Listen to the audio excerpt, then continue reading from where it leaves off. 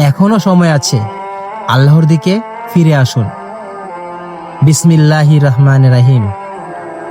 প্রিয় যুবক ভাই, প্রিয় যুবতী বোন, একবার নিজের হৃদয়কে প্রশ্ন করুন, যদি আজই আল্লাহ ডাকে সাড়া দিতে হয়, আমরা কি প্রস্তুত?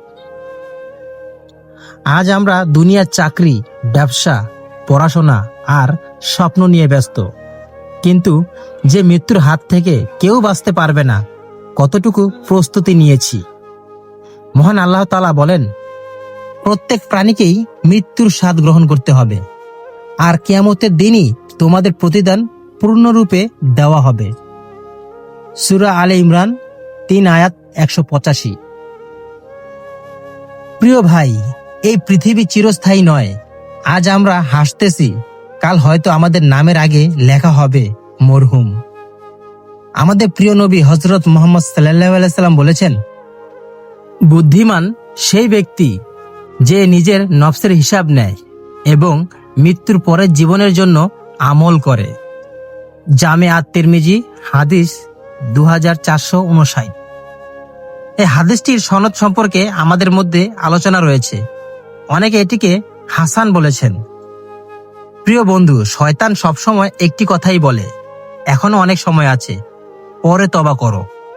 কিন্তু মৃত্যু কখনো বলে না, আমি পরে আসব। তবুও সুখবর আছে, আল্লাহ তাআলা তার বান্দাদের কখনো নিরাশ করেন না।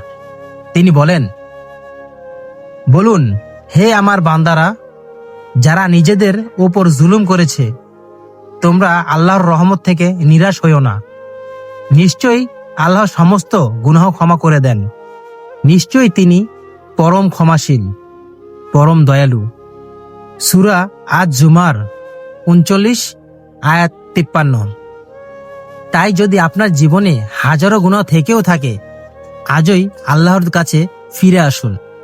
একটি আন্তরিক তওবা আপনার জীবন বদলে দিতে পারে।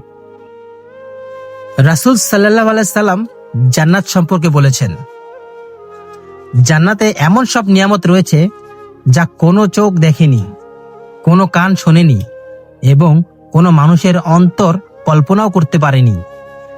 সহিহ আল বুখারী হাদিস ৩২৪৪, সহিহ মুসলিম হাদিস ২৮২৪। তাই আমার প্রিয় বন্ধুরা, দুনিয়ার সাময়িক আনন্দের জন্য চিরস্থায়ী জান্নাতকে হারিয়ে ফেলো না। আজ থেকেই ৫ ওয়াক্ত সালাত শুরু করো, কোরআন তেলাওয়াত করো, মা বাবার খেদমত করো, হারাম থেকে নিজেকে বাঁচাও এবং মানুষের হক আদায় করো। মনে রাখবেন, এই দুনিয়া কয়েক দিনের জন্য, কিন্তু আখিরাত অনন্তকালের জন্য, যার শুরু আছে কিন্তু শেষ নেই। হয়তো এই ভিডিওটা আপনার জীবনের মোড় ঘুরিয়ে দিতে পারে। আল্লাহ তাআলা আমাদের সবাইকে কোরআন ও সুন্নাহর পথে চলার তৌফিক দান করুন, আন্তরিক তওবার তৌফিক দান করুন এবং জান্নাতুল ফেরদাউস নসিব করুন। আমিন।